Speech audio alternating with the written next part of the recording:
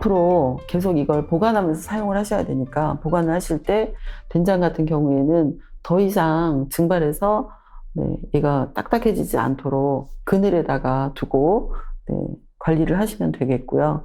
간장도 역시 마찬가지죠.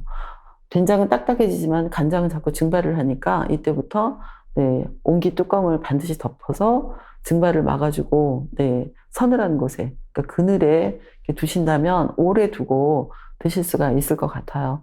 정말 자기가 담근 장 항아리에 가서 된장을 뜨고 간장을 퍼서 음식을 하면 정말 즐겁거든요. 그럼 어떤 음식을 할 수 있을까?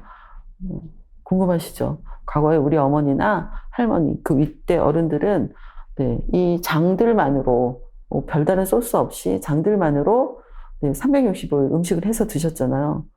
그럼 모든 음식에 다 넣어서 소금 대신 우리가 지금 알고 있는 여러 가지 소스들 이런 거 사용하지 않고 양념으로 사용을 하셨거든요. 근데 저는 된장을 가지고 심지어 밥에도 넣어서 먹어요. 어떻게? 뭐 시래기밥 이런 걸 할 때 간장으로 밑간을 하거나 된장으로 밑간을 해서 그걸로 이제 밥을 하면 그런 밥이 되고, 된장을 가지고 미역과 감자 국처럼 끓여서 그걸 되게 아주 오랫동안 끓여서 뭉근하게 해서 걸쭉한 상태가 되면 그걸 덮밥으로 이렇게 해서 드시는 분도 계시고 굉장히 많죠. 그리고 뭐 간장이든 된장이든 이 모두 국을 끓이는 데 다들 사용하지 않습니까? 간장을 사용할 때 다만 간장 색깔이 너무 어두워서 걱정을 하실 수가 있을 텐데요.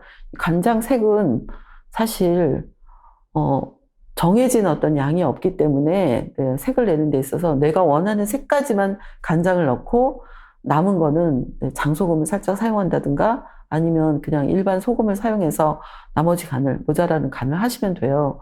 저는 간장을 좀 묵힌 거를 가지고 있죠. 그래서 오래된 아주 진한 진간장, 그 다음에 중장, 그 다음에 햇장, 뭐 이렇게, 햇장은 청장이라고 하죠. 맑은 장이기 때문에 세 가지 정도의 장을 가지고 다양하게 음식을 하고 있어요. 그래서 맑은 국을 끓이거나 색깔이 진하면 안 되는 그런 그 음식에는 청장을 사용하고, 그 다음에 아주 일반적인 대부분의 음식에는 중장을 사용하고, 그 다음에 짙은 색을 원하는 그런 것에, 그리고 특별한 어떤 그 맛을 내고 싶을 때 소스로 사용하기 위해서는 아주 오래된 진간장을 사용을 하는데요.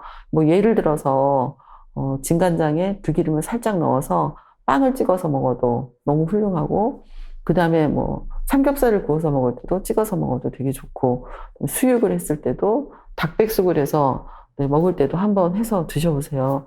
너무 맛있거든요.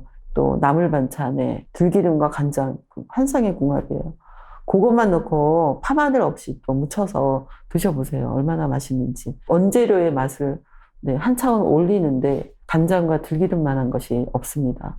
심지어는 김치에도 사용할 수 있어요.